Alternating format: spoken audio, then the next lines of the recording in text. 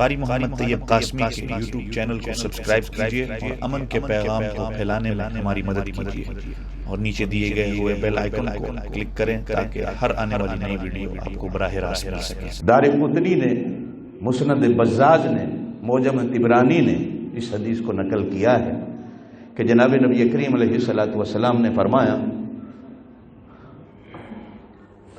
میری امت کے لوگوں،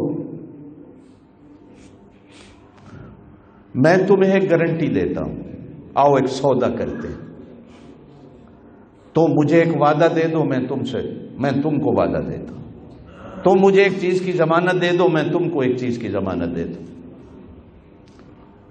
جنت کے سنٹر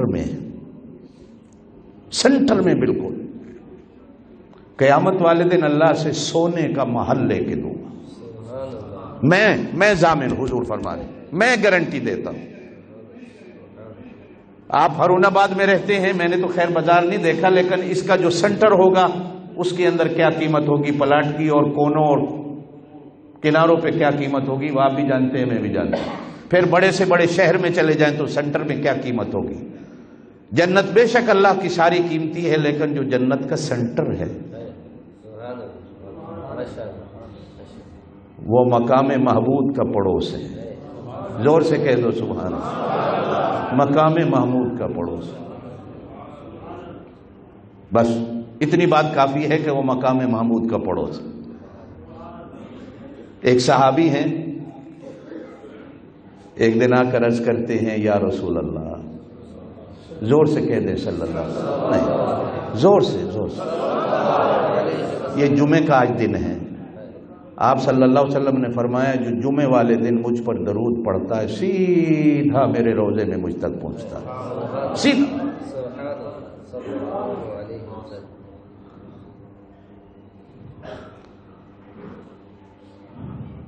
صحابی عرض کرتے ہیں، یا رسول اللہ، نہیں، پھر چپ ہو گیا بھائی، اگر آپ نہیں بولتے تو میں بس کر دیتا ہوں، ناراض ہیں؟ صلی اللہ علیہ وسلم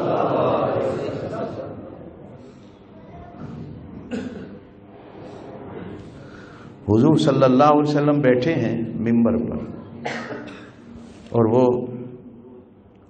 ایسے حضور پاک صلی اللہ علیہ وسلم کو دیکھ رہا ہے۔ جب حضور کی نظر اس پہ پڑتی ہے تو ایسے کر لیتا، پھر دیکھنے لگ جاتا، پھر نظر پڑتی ہے تو ایسے کر لیتا، پھر دیکھنے لگ جاتا۔ آپ صلی اللہ علیہ وسلم کی نظر پڑ گئی، دیکھ لیا یہ کر کیا رہا ہے، زور سے کہہ دو سبحان اللہ۔ کیا محبت تھی۔ میں، ہو سکتا ہے کسی دوست نے میری وہ تقریر سنی بھی ہو یوٹیوب میں، کہ اکثر کہا کرتا ہوں، نبی کسے کہتے ہیں؟ جس کو اللہ سنوارتا ہو۔ زور سے کہہ دو سبحان اللہ۔ سنوارنے کا مطلب کہ جس کی آنکھوں میں سرما بھی اللہ خود ڈالتا ہو، جس کے سر میں کنگھیاں بھی اللہ خود کرتا ہو۔ باقی الگ باتیں ہیں، وہی آتی ہو کیا یہ، لیکن رشتہ بڑا عجیب ہے۔ نبی کہتے کسے ہیں؟ کہ جس کی انگلی ہر وقت اللہ کے ہاتھ میں ہو، جس پر ہر وقت اللہ کی نظر ہو۔ دنیا میں آج تک کسی نے اپنے اللہ کو نہیں دیکھا، توجہ دیجیے گا، جس نے بھی دیکھا ہے نبی کے ماتھے میں دیکھا ہے۔ نبی کہتے ہیں جس کو اللہ بنائے، اللہ سنوارے۔ صحابی اسے کہتے ہیں جس کو نبی اپنے ہاتھوں سے سنوارتا ہو۔ نبی کو اللہ بناتا ہے، صحابی کو نبی بناتا ہے، اس لیے کہ اللہ کو پتا ہے جس نے مجھے دیکھنا ہے نبی کی چال میں دیکھنا ہے، اور نبی کو پتا ہے جس نے مجھے دیکھنا ہے میرے صحابہ میں دیکھنا ہے۔ صحابہ کے بغیر نبی سمجھ نہیں آتا، اور اللہ کی قسم ہے نبی کے بغیر خدا سمجھ نہیں آتا۔ یہ ہمارا ایمان ہے۔ وہ ایسے دیکھ رہا ہے، حضور بھی اسے دیکھ رہے ہیں۔ پاک نبی صلی اللہ علیہ وسلم کی نظر پڑ گئی، مسکرا کر فرمایا، میاں کیا کر رہے ہو؟ کہو سبحان اللہ۔ کیا کر رہا ہے؟ اللہ عرض کی یا رسول اللہ، زور سے صلی اللہ، سوچ رہا ہوں دنیا میں تو ایک لحظہ آپ کے دیدار کے بغیر گزرتا نہیں.